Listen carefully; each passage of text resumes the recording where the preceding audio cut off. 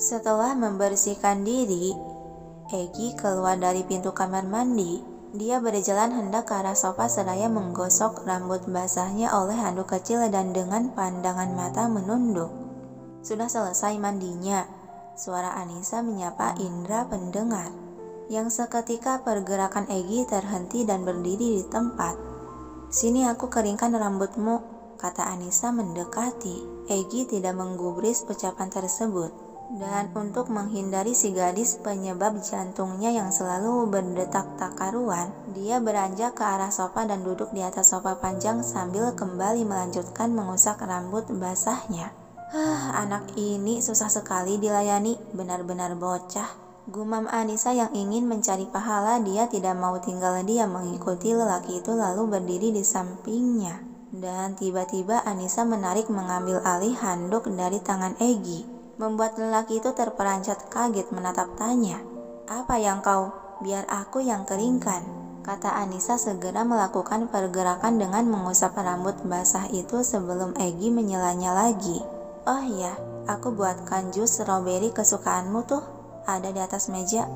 Egi yang sudah pasrah membiarkan gadis tersebut melakukan apa yang dimau. Sejenak dia melirik ke arah lain yang di ujung sana di atas meja terdapat satu gelas jus berwarna merah muda kental. "Kau tidak menyerah juga? Emang kau pikir aku akan meminumnya?" Jangan harap." Ketus Egi bertentangan dengan batin dia yang ingin sekali meminum jus tersebut. Sejenak pergerakan tangan Anissa terhenti. Dia menunduk dan menangkup wajah tampan Egi. "Kau!" tercekat Egi seiring wajahnya mulai merah padam. Dia segera menepis tangan Anissa dan memundurkan badan ke belakang. Terlihat jelas si Egi salah tingkah. "Apa sih? Aku kan hanya mau menegakkan kepalamu supaya aku mudah mengeringkan rambutmu," ucap Anissa polos dan menangkup kembali wajah Egi agar tegak, tidak miring ataupun menunduk, lalu kembali melanjutkan mengusap rambut basah itu. Sementara Egi yang diperlakukan seperti itu, detak jantung dia sudah berdetak tak karuan, memukul-mukul rongga dadanya seakan meledak. Sit! Geram Egi sembari bangkit dari duduknya membuat Anissa tersentak kaget yang hampir saja mereka beradu kepala. "Hei! Kau kalau mau bangun dari dudukmu, bilang kek, untung saja daguku selamat," cerocos Anissa sebal. Egi membuang muka ke arah lain menyembunyikan wajah dia yang sudah merah padam.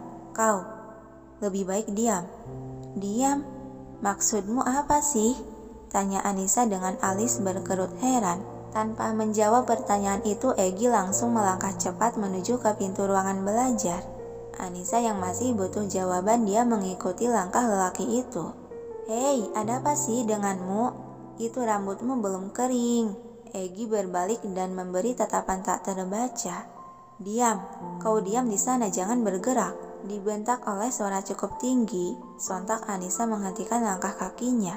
"Kamu kenapa sih tiba-tiba berteriak begitu? Kau, jauh-jauh dariku dan jangan mengikutiku," tegas Egi lalu kembali berbalik dan berjalan tergesa ke ruangan belajar. "Apaan sih tiba-tiba begini?" heran Anissa menatap tanya.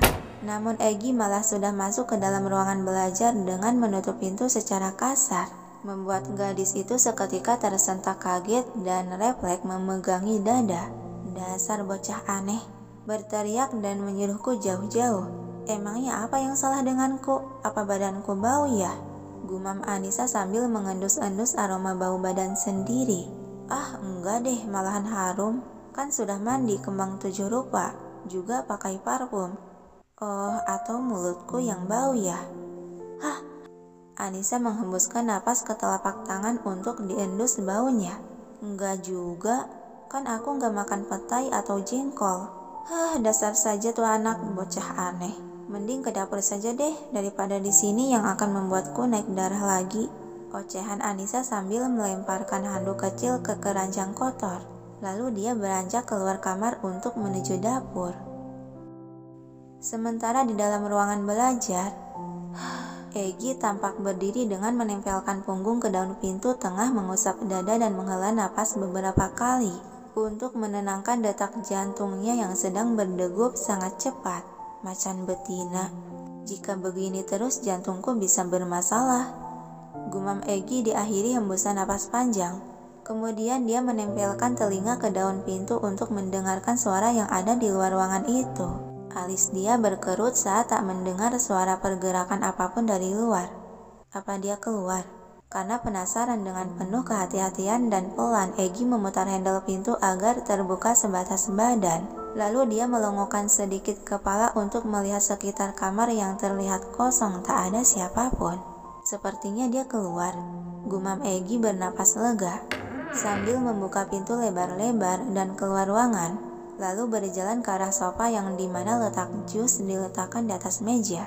Dia mengambil gelas jus tersebut dan mencicipinya sedikit. Lumayan juga, jus seenak ini jika dibuang yang akan mubazir, kata Egy memperagakan ucapan yang biasa Anissa ucapkan. Lalu dia meminum kembali jus tersebut sampai tandas tak tersisa. Melihat gelas itu telah kosong, sepertinya aku harus mengisi kembali dengan cairan yang mirip dengan jus stroberi. Bisa besar kepala dia jika tahu aku menghabiskannya. Egy berjalan ke arah balkon yang ada air kolam. Sengaja dia mengisi gelas itu dengan air kolam. Kemudian dia masuk kembali ke dalam kamar untuk mencari kotak P3K. Lalu dia mengambil sebundel tisu yang tergeletak di atas nakas. Egy mulai meracik cairan warna merah agar sama seperti jus stroberi yang diminumnya tadi dan menyimpan gelas yang sudah terisi racikannya ke tempat semula gelas itu berada.